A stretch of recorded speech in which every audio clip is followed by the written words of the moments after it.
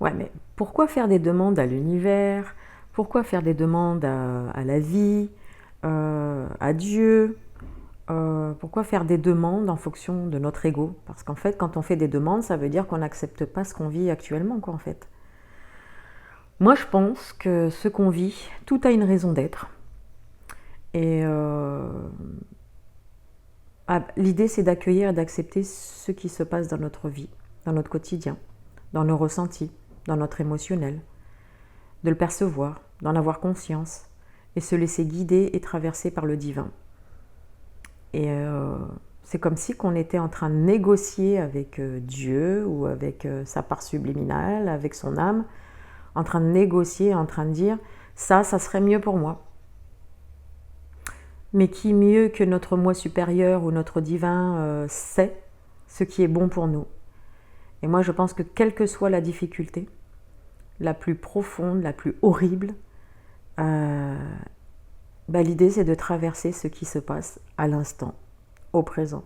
Pour moi c'est ça le présent, c'est accueillir ce qui se passe sur l'instant. Évidemment, des difficultés, j'en ai traversé comme tout le monde. Beaucoup d'horribles, que ce soit au niveau de la santé, que ce soit au niveau de la psyché, que ce soit au niveau émotionnel. Et puis, parfois c'est tellement profond, c'est tellement horrible, que j'ai dû me dire, de toute façon là, j'ai plus le choix. En fait, j'ai plus le choix que de l'accepter. Parce que j'en étais même arrivée à me dire, je vais mourir. Je suis prête à mourir, en gros. Je suis prête. Et c'est vrai que les fois où vraiment, il y en a eu très peu, aussi, il y en a eu pas mal quand même. Les fois où je me sentais vraiment au pied du mur, emprisonnée, enfermée, que je ne voyais pas d'autre issue que de lâcher l'instant et d'accueillir ce qui est. Quitte à ce que je meure. Enfin, mon corps meurt, que je sorte de mon corps. J'étais prête à accueillir ça. Donc, je comprends qu'en fait, ce sont toutes les résistances que l'on se crée. Quand on résiste au changement, quand on résiste à son propre amour, quand on résiste à tout ce qui est, automatiquement, c'est une interface qu'on met entre son divin et son ego. Et évidemment que c'est difficile à franchir lorsque on s'interpose entre ce qui est fluide et ce qui ne l'est pas du tout. Donc je crois que quand tout le monde parle de loi d'attraction, la loi d'attraction pour moi, c'est quelque chose de naturel.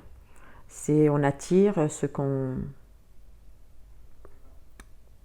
est réellement ou ce qu'on vibre.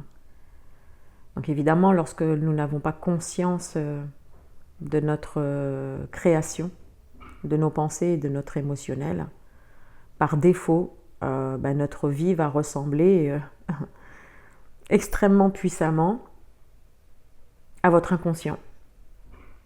Moi avec. Et puis, c'est l'idée du contrôle. C'est qu'on croit contrôler les événements, qu'on croit contrôler tout ce qui nous arrive. Alors oui, on la contrôle, mais on la tord d'une manière pour qu'elle corresponde à nos attentes. Mais quand on fait ça, évidemment qu'on se fait du mal. Évidemment qu'on continue à percevoir d'une manière comme différée, enfermante. Donc en fait, l'idée c'est de rien attendre.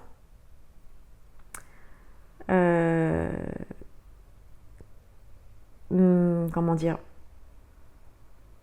Pour moi, les demandes, c'est comme des prières à l'extérieur, comme si quelqu'un va venir nous sauver en fait. Et moi, je pense qu'en fait, on se sauve soi-même au final. Ouais. Quand notre âme, notre esprit et notre corps s'accordent, s'alignent mutuellement, c'est une harmonie qui se crée à l'intérieur de soi. Et automatiquement, si c'est à l'intérieur, c'est à l'extérieur, parce que pour moi, finalement, l'intérieur et l'extérieur, c'est la même chose.